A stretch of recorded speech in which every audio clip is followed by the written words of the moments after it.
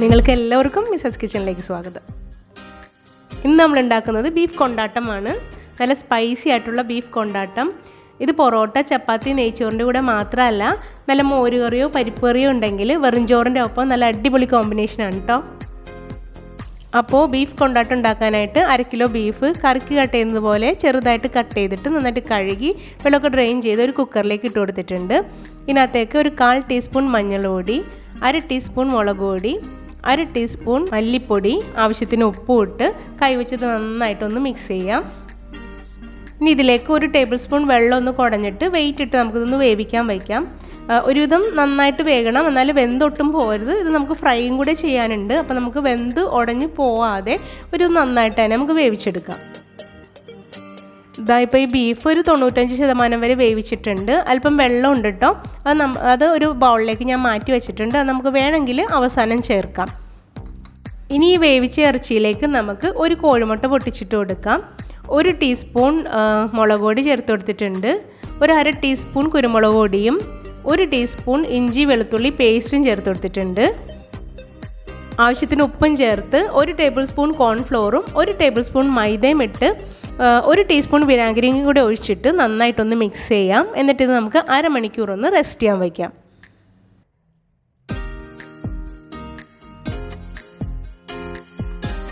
ഇപ്പോൾ അരമണിക്കൂറായിട്ടുണ്ട്. നമുക്ക് ഇറച്ചിയെല്ലാം ഒന്ന് ഫ്രൈ ചെയ്തെടുക്കാം. അപ്പോൾ ആവശ്യത്തിനുള്ള ഓയിൽ ഒരു പാനിലേക്ക് ഒഴിച്ചു കൊടുത്തിട്ട് പാൻ ചൂടായപ്പം ഇറച്ചിനകത്തേക്ക് ഇട്ട് കൊടുക്കാം.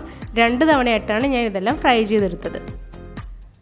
കുറച്ച് വട്ടമുള്ള പാനാണ് എടുത്തിരിക്കുന്നത് ഫ്രൈ ചെയ്യാനായിട്ട്. അപ്പോൾ ഓയിൽ നന്നായിട്ട് ചൂടാന് ശേഷം നമുക്ക് ഈ ഇറച്ചി ഇട്ട് കൊടുത്താൽ മതി. ഒരുപാട് സമയമൊന്നും വേണ്ട ഇത് മൊരിഞ്ഞു വരാനായിട്ട്.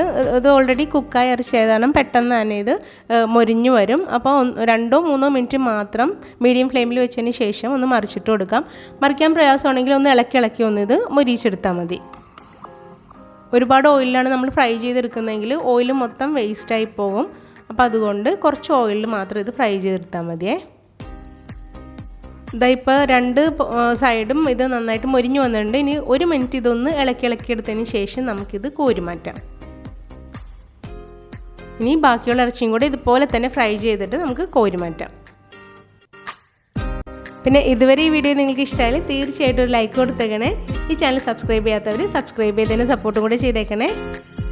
മിസാസ് കിച്ചൻ്റെ മറ്റ് വീഡിയോസും കണ്ട് റെസിപ്പീസ് എല്ലാം ട്രൈ ചെയ്ത് ഫീഡ്ബാക്ക് എന്നെ അറിയിക്കണം കേട്ടോ. അപ്പോൾ അത് ഇറച്ചിയെല്ലാം ഫ്രൈ ചെയ്ത് കോരി മാറ്റിയിട്ടുണ്ട്. ബാക്കിയുള്ള ഈ ഓയിലാണ് കേട്ടോ നമ്മൾ മസാല തയ്യാറാക്കുന്നത്. ഈ ഓയിൽ അധികം ഉണ്ടെങ്കിൽ നമുക്ക് അല്പം വേണമെങ്കിൽ എടുത്ത് മാറ്റാം, കുഴപ്പമില്ല. അപ്പോൾ ലോ ഫ്ലെയിമിൽ വെച്ചിട്ട് ചൂടായ ഈ ഓയിലിലേക്ക് 3-4 ഉണക്കമുളക് ഒന്ന് കട്ട് ചെയ്തിട്ട് കൊടുത്തിട്ടുണ്ട്. 1/2 മിനിറ്റ് ഒന്ന് വഴറ്റിയതിന് ശേഷം ഇതിനകത്തേക്ക് 5-6 വെളുത്തുള്ളി തോലോടുകൂടി ചതച്ചെടുത്തതാണ്, അതിട്ട് കൊടുത്ത് ജസ്റ്റ് ഒന്ന് വഴറ്റിയതിന് ശേഷം ഇതിനകത്തേക്ക് ചെറിയ കഷ്ണം ഇഞ്ചി നീളത്തിൽ കട്ട് ചെയ്തിട്ട് കൊടുക്കാം. ജസ്റ്റ് ഒന്ന് വഴറ്റിയതിന് ശേഷം കുറച്ച് അണ്ടിപ്പരിപ്പ് ചേർത്ത് കൊടുക്കാം. അതും ജസ്റ്റ് ഒന്ന് വഴറ്റി കൊടുക്കാം. എന്നിട്ട് ഇതിനകത്തേക്ക് കുറച്ച് കറിവേപ്പില ചേർത്ത് കൊടുക്കാം. ഒന്ന് മിക്സ് ചെയ്തതിന് ശേഷം ഇതിനകത്തേക്ക് ചെറുതായിട്ട് കട്ട് ചെയ്ത ഒരു വലിയ സവാള ചേർത്ത് കൊടുക്കാം. എന്നിട്ട് 2 മിനിറ്റ് നമുക്കിതൊന്ന് വഴറ്റിയെടുക്കാം.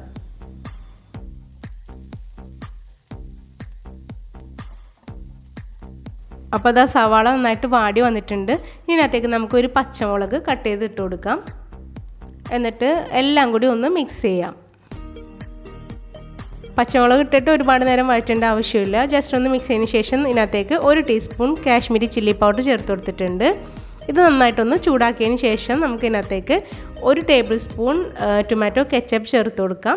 എന്നിട്ട് നന്നായിട്ടൊന്ന് മിക്സ് ചെയ്തെടുക്കാം. ഇനി ഇതിലേക്ക് 1 ടീസ്പൂൺ വിനാഗിരിയും കൂടി ഒഴിച്ചു കൊടുക്കാം. എന്നിട്ട് നമുക്ക് നന്നായിട്ടൊന്ന് മിക്സ് ചെയ്യാം. അപ്പോൾ ഇത് കുറച്ച് ഓയിലി ആയിട്ടിരിക്കുന്നത് കൊണ്ട് ഞാൻ ആ ഇറച്ചി വേവിച്ച് വെള്ളം ചേർത്ത് കൊടുക്കുന്നില്ല. ഇത് ഡ്രൈ ആയിട്ടായിരിക്കുന്നതെങ്കിൽ ആ ഇറച്ചി വേവിച്ച വെള്ളം കൂടി ചേർത്ത് ഒന്ന് തിളച്ചതിന് ശേഷം നമുക്ക് ഈ ബീഫ് ഇട്ട് കൊടുക്കാം. ഞാനപ്പോൾ ആ വെള്ളം ചേർത്തില്ല കേട്ടോ, അല്ലാതെ തന്നെ ബീഫ് ഇട്ടിട്ട് നന്നായിട്ടൊന്ന് മിക്സ് ചെയ്യണേണ്. ഇത് ഞാൻ കുറച്ച് ഡ്രൈ ആയിട്ടാണ് എടുത്തിരിക്കുന്നത്. നമുക്ക് കുറച്ചും കൂടി ജ്യൂസി ആയിട്ട് വേണമെന്നുണ്ടെങ്കിൽ ഇറച്ചി വേവിച്ച വെള്ളം ഇതിനകത്തേക്ക് ഒഴിച്ചാൽ മതി. ഇറച്ചി പെട്ടെന്ന് അത് അബ്സോർബ് ചെയ്തോളും. നല്ല ജ്യൂസി ആയിട്ട് ഇത് നമുക്ക് കിട്ടും. അതൊക്കെ ഓരോരുത്തരുടെ ഇഷ്ടം പോലെ ചെയ്യാം. ഇനി നമുക്ക് ഇതിനകത്തേക്ക് ഇടിമുളകാണ് ചേർത്ത് കൊടുക്കാനുള്ളത്. നമുക്ക് വേണ്ട എരിവിനനുസരിച്ച് ഇടിമുളക് വിതറി കൊടുക്കാം. ഞാനിവിടെ 1.5 ടേബിൾ സ്പൂൺ ഇടിമുളകാണ് വിതറി കൊടുത്തത്. ഇനി ഫ്ലെയിം ഓഫ് ചെയ്തിട്ട് നമുക്ക് കുറച്ച് കുരുമുളക് പൊടിയും കൂടി ഇതിൻ്റെ മുകളിൽ വിതറി കൊടുക്കാം. ഇനി ഇത് നന്നായിട്ടൊന്ന് മിക്സ് ചെയ്തതിന് ശേഷം നല്ല ചൂടോടുകൂടി തന്നെ സെർവ് ചെയ്യാം. അപ്പോൾ തീർച്ചയായും നിങ്ങളിതെല്ലാവരും ഒന്ന് ട്രൈ ചെയ്ത് നോക്കണേ. നല്ല അടിപൊളി ടേസ്റ്റാണ്.